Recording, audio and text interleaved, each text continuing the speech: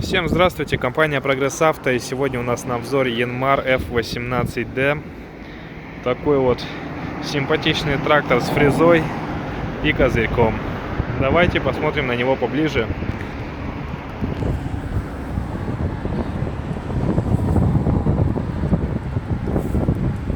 Колеса в хорошем состоянии. Что касается задних колес, так они вообще как будто бы и езды не видели. И по левой стороне, и собственно по правой стороне трактора.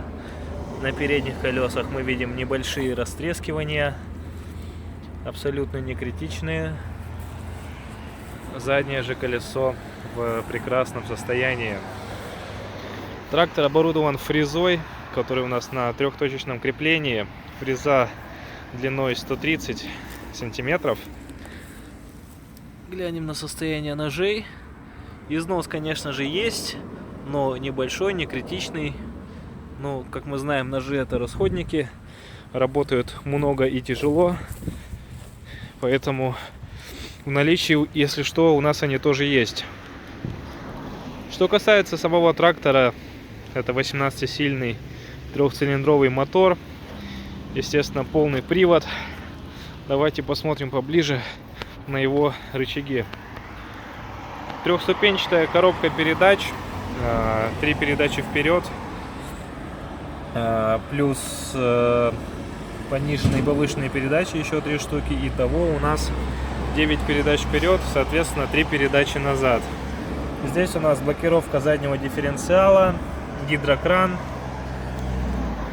и рычаги управления фрезой, поднятие, опускание фрезы и заглубление.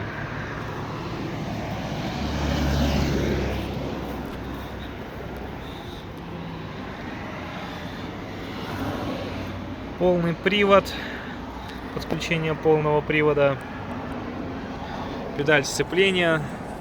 С другой стороны у нас сдвоенный тормоз классический, и вот это вот у нас ручник.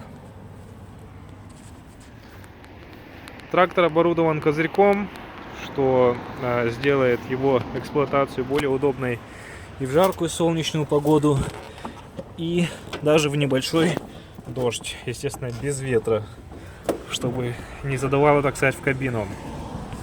У трактора пробег 832 моточаса, это довольно-таки небольшой пробег, состояние у него хорошее.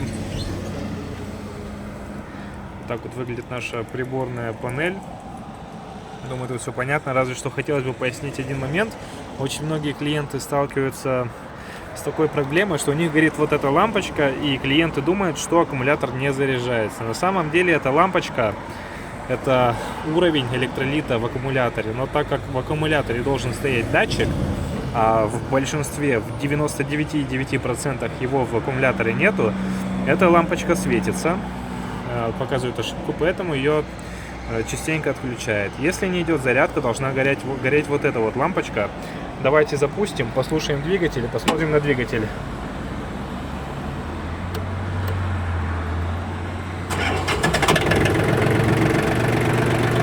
Запускается легко, никакие чеки у нас не горят, ни давление масла. Зарядка аккумулятора идет, соответственно, работает ровно. Показуем.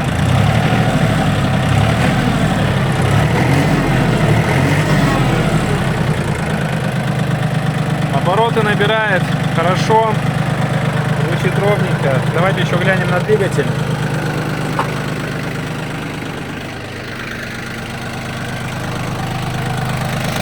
Легким движением руки отщелкиваем нашу боковую створку. Вот здесь мы видим, что двигатель трехцилиндровый, простой и надежный, ничего лишнего здесь нету. Охлаждение, топливная система, двигатель, генератор, в принципе, все.